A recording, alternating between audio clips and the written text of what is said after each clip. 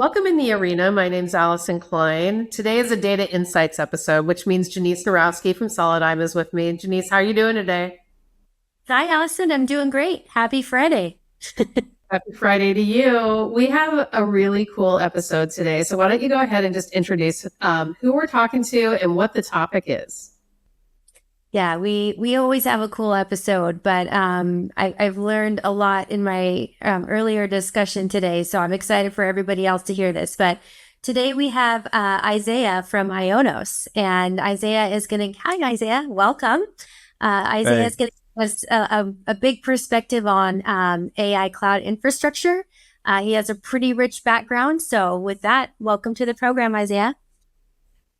Yeah, Allison, Jeniece, thank you so much for having me today on the TechArena. Again, hi everybody. My name is Isayah Young-Burke. I work at IONOS at the intersection of cloud infrastructure and AI, as well as go-to-market strategy. If you're not really familiar with IONOS, just a little bit about us.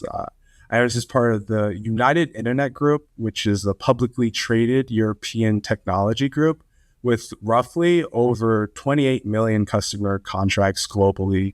So my role specifically, it sits at a really interesting crossroad, I would say. Part of my time is outward facing, working with the end users, so like MSPs, SaaS partners on how to actually integrate cloud and AI into their digital operations in a way that drives real return on investment. And the other part is somewhat internal. So AI enablement, data analytics, and supporting marketing and sales operations. What I really love about both sides is that they really feed from each other, and I learned so Or much. Externally, I spend a lot of time consulting with businesses, understanding how their systems work, and identifying where there's real room for cloud and AI optimization, not theoretical optimization. So my conversations are typically, here's really where you're bleeding time or money, and here's a concrete fix from a cloud and AI perspective. I would say internally, if I could share a little bit more about some of the things I've done, one recent project I can touch on was, if you guys are familiar with NAN, it's a workflow automation platform, and I got to take part in our beta testing of it for our cloud. For this project, we set up our own cloud infrastructure and built workflows that actually changed how teams operate. There were two workflows I was more proud of, and I want to start by asking a question. I don't know if either of you two were off for Easter holiday, but if you were, how many emails did you come back to when you were back in the office, or I guess back online for you guys? Too many. yeah, hundreds. Hundreds. Too many. So that's interesting. So I did like a survey and I asked a decent amount of employees at IONOS. And I said, they said the minimum was actually 40, which I thought was kind of low. But the average tech employee said it was over 100 due to Jira tickets. So that Uh-huh. got me thinking. I was like, oh, okay, maybe I can create something to reduce that friction. So with that, I developed two workflows. The first one was a trigger that worked off of all of the emails I missed on vacation and gave me a morning brief. And it catches me up on the time I was away. The second one was an end of day logging workflow that tracks activity and feeds into a database. So you can later use that for RAG, which is retrieval augmented generation, which pretty much helps large language model chatbots leverage and use their own data. So I want to share those projects because, again, I work a little bit on the external and internal side, and that project was useful because it forced me to think about the full stack, not just the AI layer, but the storage, the orchestration, the workflows underneath it, and which is exactly the lens I bring when I'm working with partners as well. So whether it's externally with partners or internally with a specific business unit, the focus to me is the same. We're moving from experimentation right now to things that actually stick at scale. So That's that's so just a little bit about me. Oh, sorry. Oh no, So cool. that's super awesome, and I love the examples, and it really relates to my next question, which is about IONOS as a company, because you guys sit in this really interesting landscape between domain registration and cloud service delivery, which means that you have to really understand your customer base and how they're utilizing technology at an acute level. When you're describing the workflow that you just talked about, I could imagine that this gives you an opportunity with your clients to really be working up the stack in terms of how they're utilizing AI and then building and delivering the right cloud services to support that. Can you talk about that a little bit?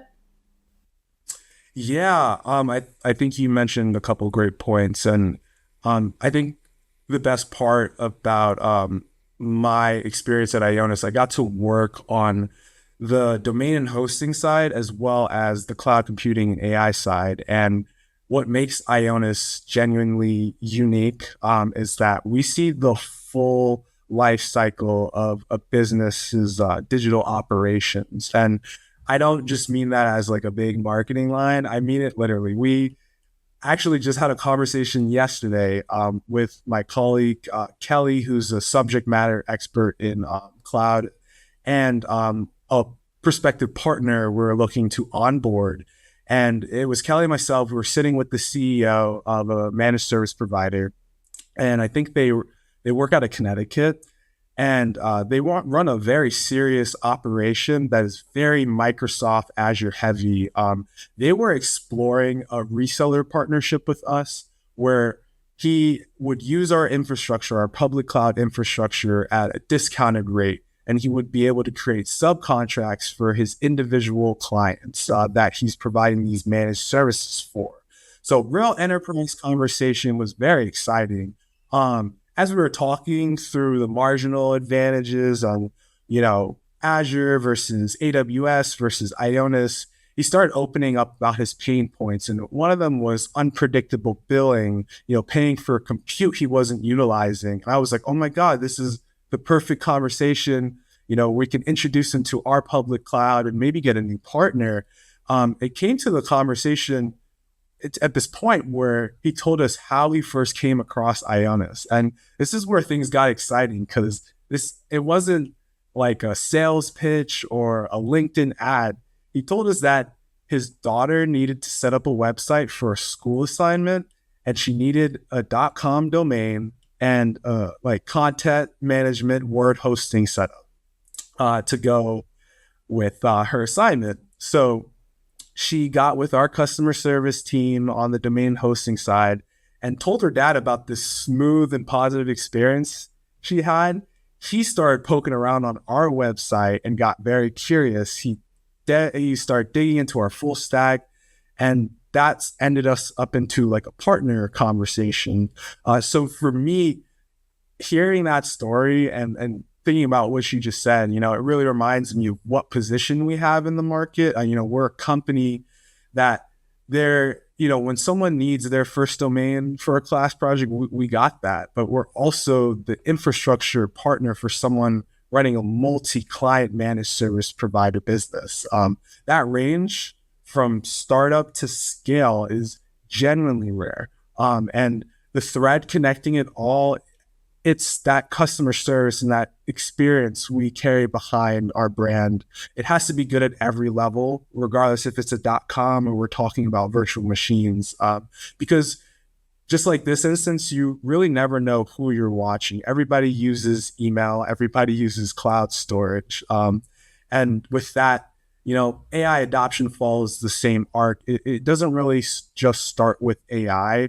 It starts with that digital footprint that grows into infrastructure. AI becomes that natural next step, just like after you get a website, you start thinking about cloud storage and cloud infrastructure. So we get to see that whole journey. And for me, that's one of the best parts of working here. Awesome. Now, Isayah, you've told me you've been dabbling in AI since you were 15. But for the majority of the world, we've really only seen a lot with AI in the past couple of years, right? At least real experimentation with it. And many expect 2026 to make the real mark and transition to enterprise scale. What signals are you seeing that suggest that this shift is really happening now? Great question.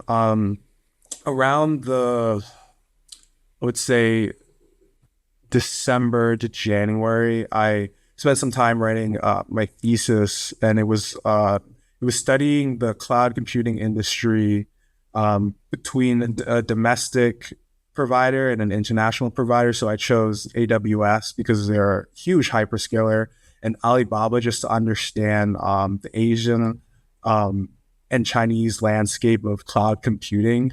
And what I noticed is that data center and cloud spend was over 700 billion last year. So some of the biggest shifts we're seeing now is that organizations are moving away from just curiosity. Like, what is ChatGPT? They're really moving towards capacity. I would say the past couple years, most teams were running specific pilots. So we saw a lot of people making their own chatbots and really testing use case and asking, what can AI do for us? And again, now we're seeing that real transition. I would say at IONOS, what I see in my day-to-day that stands out clearly, that's kind of painting and forecasting 2026, is a rising demand for GPU-powered compute. I would say almost every day to every week, I have someone asking for GPUs. Where can we get GPUs to host this model? Because that's the backbone of both training models and running the inference for it. I would say secondly, the massive investment going into data infrastructure is huge. Specifically, scalable storage like object storage, which I'll get into a little bit later. I would say customers are realizing that the model isn't exactly the bottleneck in data and in AI. It's actually the data, and it's how it's stored, how it's accessed, how it's managed at scale. Because when it's at a startup phase, how these things happen is very different at a scale level. We're also seeing tools like NAN, which I mentioned earlier, for automation, which is very similar to people who may know Zapier or Make. We're seeing tools like NAN as well as Hugging Face and Anthropic's API actually being adopted, not just for these one-off experiments. This is actually being adopted into enterprise production and workflows. And the industry-specific AI applications, they're multiplying from healthcare, logistics, finance. And this really tells us, we're moving past that experimentation phase I was mentioning, and we're really trying to double down on how we can scale with these business cases. The turning point I always listen to for my customers when we're having these conversations is when they stop asking, okay, what can we do with AI? And they start asking me, okay, how can we scale this without breaking the bank? How can we scale this without, breaking any reliability here? And I think that's when it becomes real to me. Isayah, you talked about AI integrating into core business systems. When you look at what you're delivering from a cloud service perspective, what does that change in terms of what your customers need from the core capabilities of the infrastructure you're providing? That's a great question. And I might repeat myself a little bit just because talking about like the enterprise stack and expectations, but definitely something to be aware of because 2026 things have been moving super, super fast. As AI moves into core business systems, I would say the expectations for infrastructure changes pretty dramatically.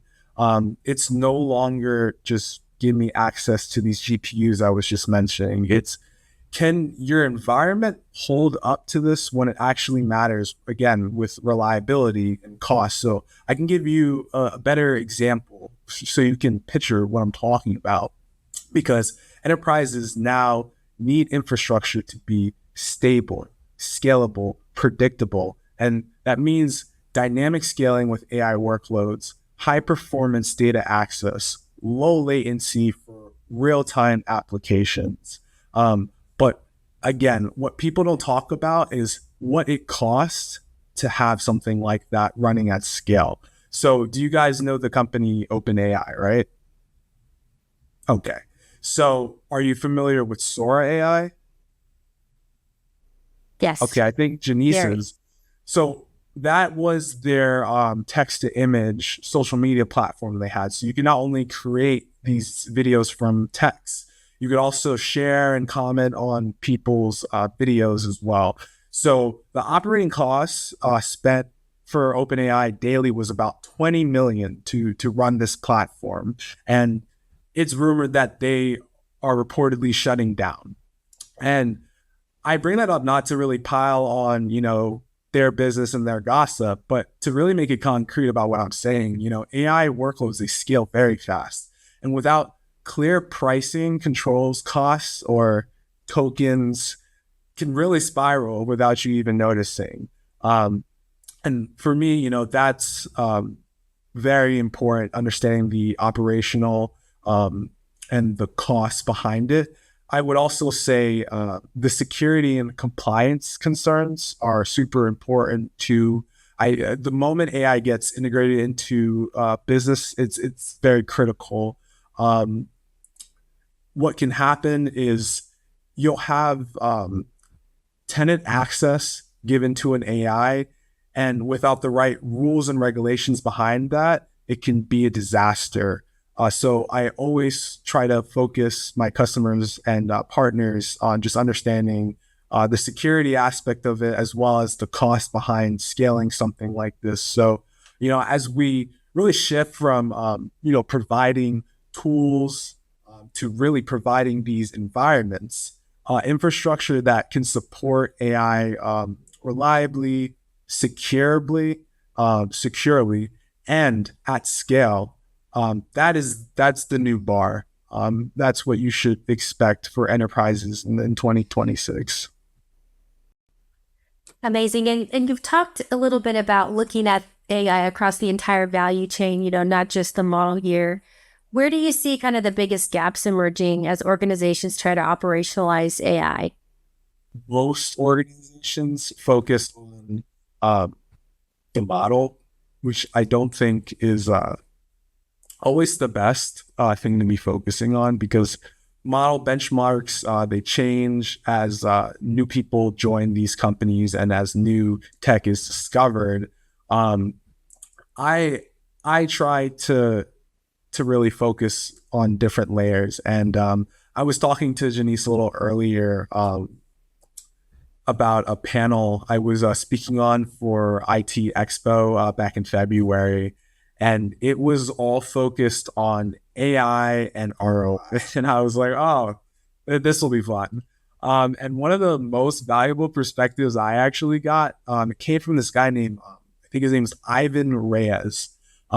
He is either the head of cybersecurity or the CIO of Ambertone Solutions in Miami, Florida. And he raised the most interesting perspectives and points that don't get talked about enough. And it was strictly the security concerns around the level of tenant access these agents have within the enterprise intranet. So when an agent gets connected to your internal systems, it's not just reading the data, it has potential to write and delete. The ability to trigger workflows across your entire environment. That's a very different risk profile than a website chatbot answering questions. So coming back from that conference, it made me be more aware of the security concerns and those gaps enterprises are not looking at because they're so interested on the return on investment. And we saw a lot of real world problems going on with similar situations. I don't mean to beat the horse on OpenAI, but another story I remember around this time when I was at this conference was I'm not sure if are you guys familiar with OpenClaw? Mm-hmm. Yeah. So Yes. OpenAI's one of their security leaders was using OpenClaw connected with Gmail and M4 Mac Mini which is an awesome setup, by the way, especially if you're trying to do like continuous development. But she was doing a sorting experiment where the agent ended up deleting her entire inbox and kept going even after she prompted it stop. And what was really interesting about this is it was the online backlash against the security head on Twitter, because he was just trying, like, this is why I love tech, because, you know, people who are serious engineers, they're always trying to keep feeding the documentation, keep feeding the open source, making sure everybody knows so they can learn, you know, from that experience and then provide a better product. And it was just, for me, it was a little funny, but also like disappointing to see online people giving this engineer who's very high up at OpenAI a hard time. One, because of her position as security, and two, because of where she works. And I thought the reaction really missed the point. Everybody was like, how could you have such a, you know, breach or, you know, such a failure as a security head? And any real engineer understands, you know, bugs happen. What matters is how you prevent them from happening again, and how fast can you recover from these bugs. So that's the real engineering question. So beyond security, I would say, you know, the biggest gaps we see, the data management, you know, preparing and managing the data AI depends on, integrating into these real business systems like CRMs, emails, internal workflows, the skill gaps across the full AI cycles, because not every employee is trained on how to use and interact with the stuff. I would say that's another really great thing about IONOS is, you know, they built, you know, initiatives like IONOS Momentum Cloud and the AI Model Hub and the AI Model Hub Studio, which are meant to bridge the gap for any type of business, more focused on the SMEs and SMBs and, you know, public sector organizations that need practical and trustworthy solutions, not just raw infrastructure. So the bottom line for me, most AI, it challenges at scale, and it's not really a capability problem. It's more a system problem, not the model. And increasingly, they are a trust and access problem, like I was mentioning, that Ivan was mentioning and talking about at that conference. So that's where the real work is when it comes to filling these enterprises, the enterprise gaps. And I don't really don't have much to say other than that, but I can't emphasize more the importance on that. Now, you know, one thing that I wanted to talk to you about is I know that IONOS also operates across geographies. And do you have any sense of where you're seeing differentiation in terms of AI deployments across the landscape that you're operating in? Different regions are generally optimizing for different things. And it's not just cultural, it's structural sometimes. In Europe, data protection, digital sovereignty aren't optional conversations. They're backed into their regulatory environment. So you guys might be familiar with GDPR and initiatives like GIA or Gaia X. They've made it so my data actually, you know, it lives as a front of mind question from day one. It's not an afterthought. Companies want to ensure that their data doesn't leave the EU, and it shapes every infrastructure decision they make. So that's the European lens. And when I look at the US, because we're headquartered out of Philadelphia, in the US, adoption tends to move faster. There's more emphasis on speed to market, innovation, and iteration. But what's really interesting here in the US is I'm starting to notice is as AI becomes more embedded into business operation, US companies are operating globally, starting to care a lot more about where the data governance is too. So more people are being concerned about that terms and condition box they're just checking off. And you can't sell in Europe without taking this seriously at all. So the starting points are different, but the long-term direction, I'm starting to see it converge towards a balance of innovation, control, and trust. IONOS, as a company with data centers in the US and Europe, I would say is well positioned to serve both sides of this regulatory equation. So, cloud service delivery itself is evolving across markets. How are customer expectations kind of changing, and how has IONOS adapted its cloud offerings in response? Oh, great question, Jeniece. When I look at how customers, their expectations have shifted, it really comes down to three things. We're consistently hearing from the end user, as well as the partner level. And I would say that's flexibility, transparency, and I would say like ease of use. And if you're not delivering on all three of these things, I think you're losing out on the deal conversation. So to touch over all three of them, flexibility, nobody really wants to be locked in. Multi-cloud is definitely the new normal. Customers want to run workloads where it makes sense, whether that's on-prem, private cloud, public cloud, and they want the ability to move without there being a 6-month project. Vendor lock-in, it used to be tolerated. Now it can really be a deal breaker, we're seeing. So from that, we've learned to be very versatile, offering pay-as-you-go for compute, but also long-term cost-saving plans for people who have their scope and dedicated projects ready. On the second point, I would say transparency is actually a very big piece as well. And it's deeply tied to trust. A lot of organizations, they've been burned by unpredictable cloud bills. And that revolves around like data egress costs that weren't really visible up front, scaling charges that hit without warning. So when customers come to us, one of the first things they ask is like, what am I actually going to pay? And that's always interesting when I see like one of our reps give the demo, because they'll show them a cost and usage tab, and I'll see like the customer or the partner, I'll see their eyes light up, and they're like, no way, like this isn't real. I'm just like, I thought this was a norm. But I guess in the hyperscaler lens, nebulous billing works in their favor. So when our partners and end users can predict transparent pricing, it doesn't just become a feature, it becomes a signal that we're going to start a very good partnership here.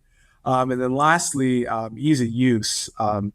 Again, another obvious one, but you would be surprised by how many software companies deploy applications with very garbage-like user interfaces or garbage-like UXs, and with features that don't even work. So I think ease of use, especially when it comes to the cloud computing vertical and using those products, is very important. If you look at the salaries for AWS practitioners, they are 100K plus, and not everybody has the headcount to support that. But like I said, digital operations is expanding and is becoming more mandatory. So the fact that we provide something that is so easy to use that if you train like an L1 or L2 with our documentation to do it, and they can do it, that saves you on headcount. And that's something, our higher ups, I think, understood when creating our data center designer and our public cloud offering, because these are the pains that a lot of the hyperscalers were ignoring. So to tie it all together, I would really say ultimately these customers, they're looking for that flexibility, transparency, and ease of use. When you think about multi-cloud, and that's a model that I really agree with, that we're moving into that multi-cloud era, there's the workflow management, but there's also the data management. What do you see from customers in terms of trends there? Another great question. You guys got amazing ones today. Yeah, data, multi-cloud, I would say that's the highlight 2025 and 2026. Those two words. It's like, what are you doing with your data, and how are you hosting? Is it with AWS? Is it with Azure? And the reality is you can't have all your eggs in one basket. That's what I'm really starting to learn with these outages, because the cost of an operation when it's down can be immense to the minute, especially with these large enterprises. So um, I think the best way to answer this is where a lot of organizations are going. They're feeling that weight of complexity, especially as AI starts to get heavier and they start to scale it. Um, I want to say it's really no longer about running these specific, like, what's the right model. It's more about managing the data behind these workloads across distributed work environments. So we're seeing a clear shift away from monolithic architectures towards distributed approaches. And now we're seeing more sharding, more hybrid, multi-cloud setups where workloads are spread across on-premise, private cloud, and public cloud.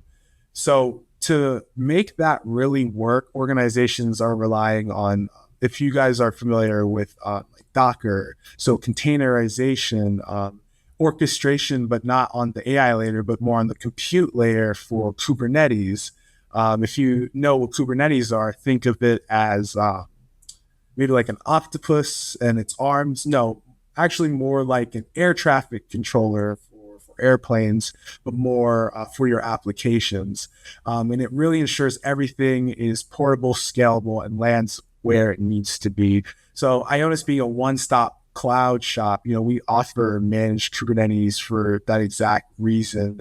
And also, one of the hardest challenge isn't really the technology. It's just keeping this consistently working day to day, managing the data access, performance, and governance across all these environments without losing your mind. So again, not putting all your eggs in one basket is definitely something people are seeing, and why they're adopting towards, the hybrid cloud. But also, when these outages happen, if you're able to get back up a couple seconds, and if that's just spinning up backup environment B with Azure or backup environment C with IONOS, the fact that you have that fail safe in mind makes you a more complete business than your competitors. Data strategy, though, right? It's really becoming central to AI infrastructure, and maybe it always has been. But how are enterprise rethinking storage, and whether that's object storage, distributed systems, or kind of other approaches?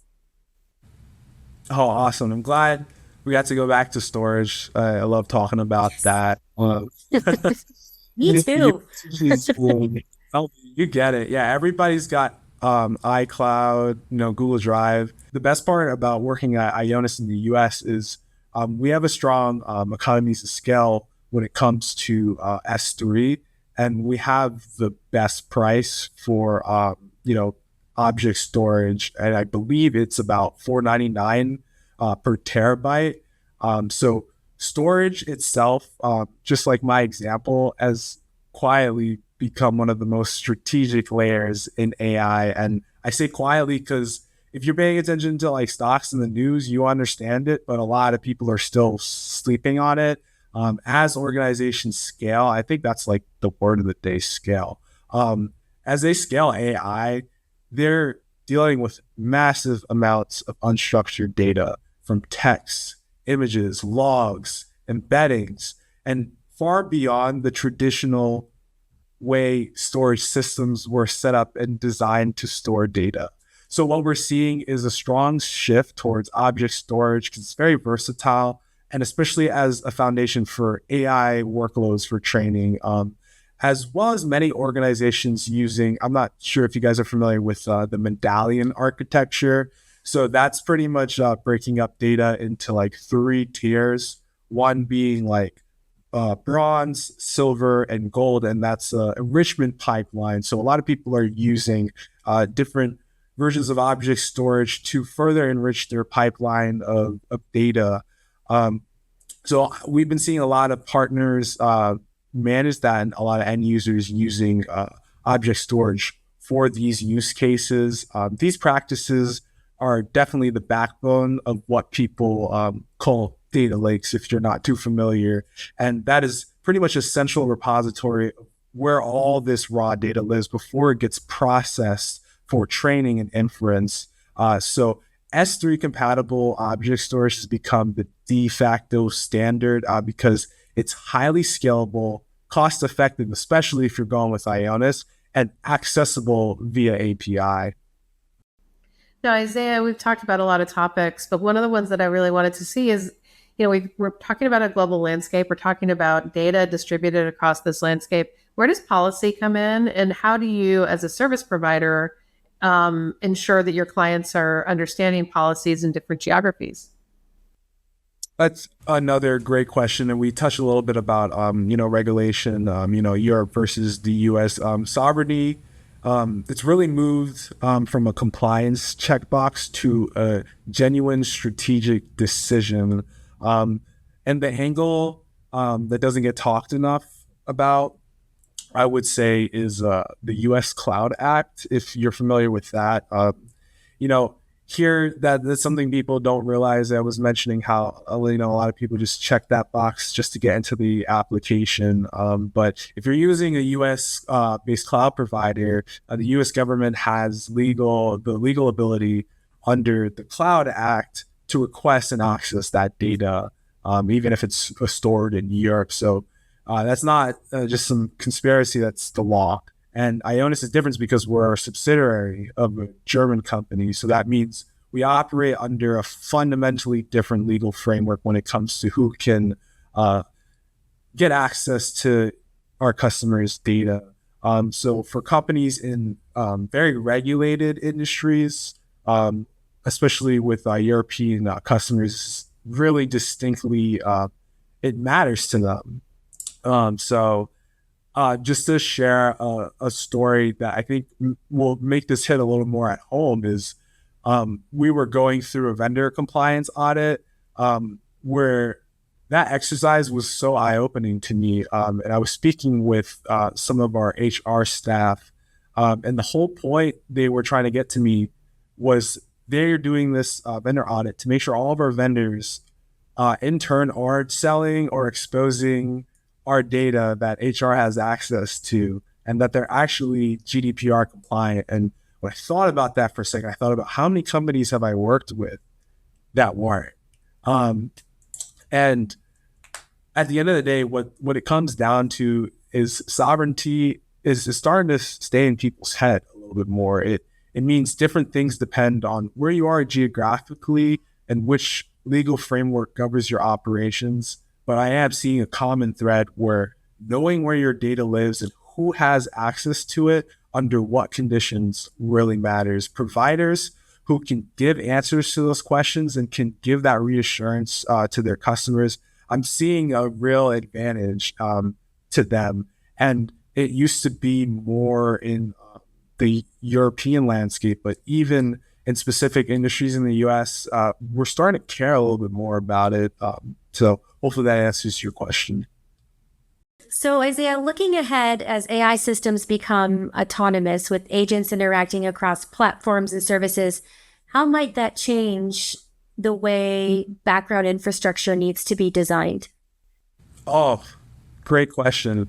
One of my, like Anthony, subject matter expert in cloud and AI, we always like to joke around because he's a back end guy and I'm a front end guy. I like to design the way things look, and he likes to get into the nitty gritty problem solving of it.